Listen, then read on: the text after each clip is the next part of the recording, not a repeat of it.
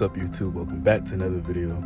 As promised, I'll be showing more fitness content. This one I'm just doing a voiceover, but for my next couple videos I'll be doing a follow along workout to make sure y'all get right for the summer and spring break coming up. So I got y'all, bro. I got y'all.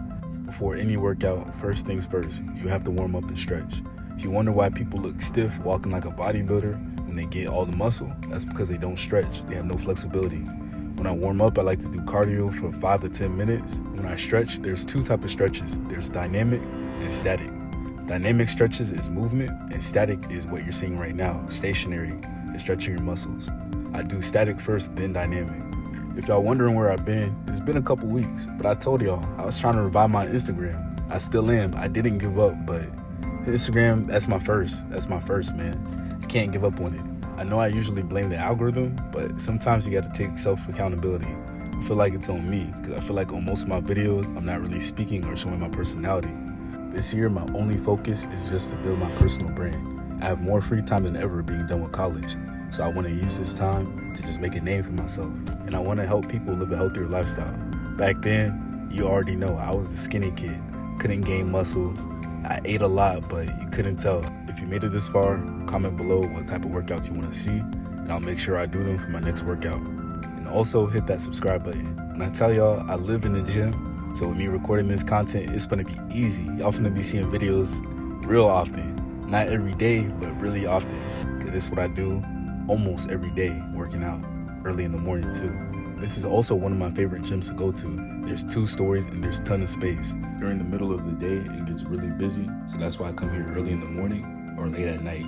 If you go in between, all the space gonna be took. First one we doing, we use a T-bar. The T-bar is good for functional training and to help people be more mobile. Cause like I said, we wanna get strong, but we also wanna be mobile. This exercise specifically is called the hack squat. You can use a machine, but I like using a T-bar because it's more of a challenge. In this exercise, you'll feel it in your quads and your core trying to keep stable. The more reps you do, the more you feel it. With me, I'm using 245s, and I'm getting a deep range of motion. I'm going below the knee level. With each exercise shown, I normally do 3 or 4 sets of 10 to 12 reps. If I do shorter reps, I usually go heavier in weight. When I do more reps, I use moderate weight, but then I'm going for muscle hypertrophy. If you're really trying to get in shape, you can't be all talk. I've been a trainer for almost 3 years. The thing I got the most was people saying, I'm gonna work out, I'm gonna get in the gym, I need to work out with you. They'll say all these things, but never show up. So if you all talk, you're never gonna get in shape. You gotta really be about it. This exercise looks easy, but once you do a couple reps, I'm telling you, you feel it all in your quads. I was struggling, but I'm trying to play cool for the camera. On this day, my sister decided to tag along and go to the gym too. I was surprised she even heard me leave because it was around 5:30 heading to the gym. But she heard me and she wanted to tag along. So anytime we both go to the gym, I end up being her personal trainer, making sure she does the exercises the proper way.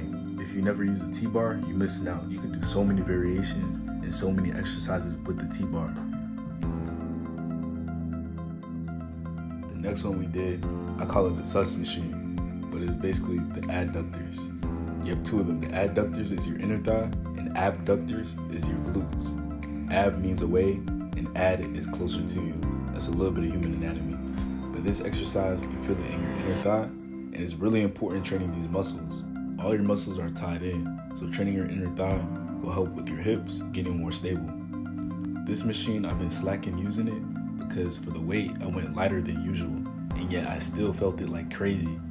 It felt so weird because those muscles you don't really train, especially for guys, the stereotype, they don't like going on these machines because mostly females use them. But you have to get rid of that stereotype and train your muscles all around. If you're an athlete or play any sport, you definitely need to use this machine because it helps you become more explosive as well. I'm not sure if you noticed, but every time I contracted the muscles, I held it for a split second, then I released it to get more time under tension. By my face, you can see I was going through it. The next exercise is a seated leg curl. For athletes, like I said, you have to use the machine as well. One of the most common injuries that athletes get is hamstring injuries because they don't train them as much. And it's ideally a weaker muscle because your quads become so strong compared to your hamstrings that your hamstrings end up taking more stress, which can hinder your athletic performance. It's really common seeing people get cramps as well. In high school, when I used to do track, I ran the 400 meter. I was pretty decent too. but my fastest time was 53 seconds, but that was only my freshman year. I only ran track a little bit because my sister did track, but every time I ran the 400 meter, I kid you not, after I passed the finish line, I'm man down, I'm struggling. Had the athletic trainers coming to me, sipping water, coconut water, trying to get potassium. They're stretching me. I used to cramp up like crazy. For all my current and former track athletes, you already know the issue. On this machine, I couldn't go as heavy because I felt a slight discomfort. I was listening to my body. I couldn't go as heavy as I wanted to. While my sister was doing the seated leg curl, I noticed she was cheating the reps. So I went up to her and made sure she held it down for a split second, get that time under tension, then release. Before you decide to add on more weight, make sure you can control the weight first. Once I explained it to her, you can see now that her reps, she's making each rep count. She's going down, hold it, go back up. Again, you go down, hold it, and go back up. If you want to be a true bodybuilder or just gain lean muscle, you have to use good form. If you don't use good form, when you go heavier in weight, you're more than likely to get an injury. So if you're unsure about an exercise, make sure you YouTube, Google it, find my page. It's everywhere to find out how to do a technique properly. The last exercise we did was calf raises. The calf raises, we had our feet pointing straight, inward, and outward to hit different areas of our calf muscles. Unfortunately, I did forget to record the tibular raises.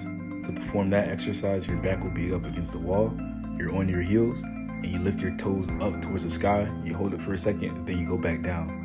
Tibular raises are also perfect for people who experience shin splints. When my sister did track at FIU, one of her main problems were shin splints.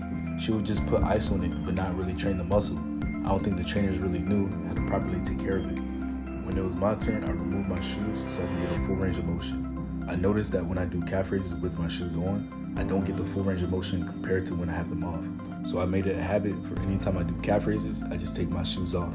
I love spamming calf raises because one of the things I don't want to get is chicken legs. That is easily my biggest fear when training legs, so I always do calf raises whenever I do train my legs, because I do not want chicken legs.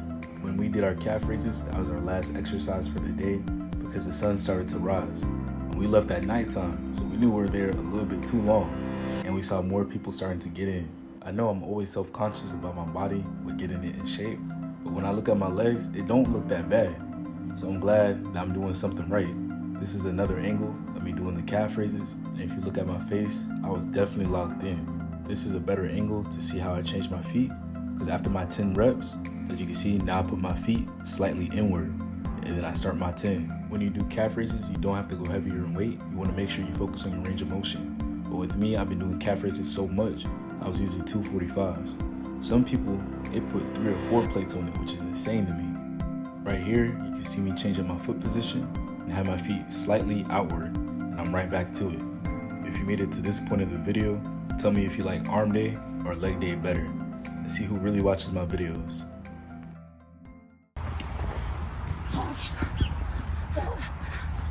We out. My leg's dead.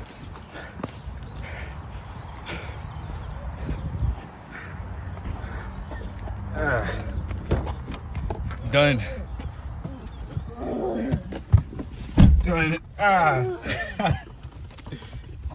Legs dead.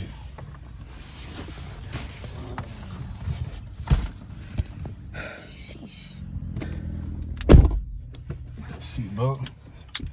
I'm about to say, I thought I left my phone, but I'm recording. That's when you know you're tired.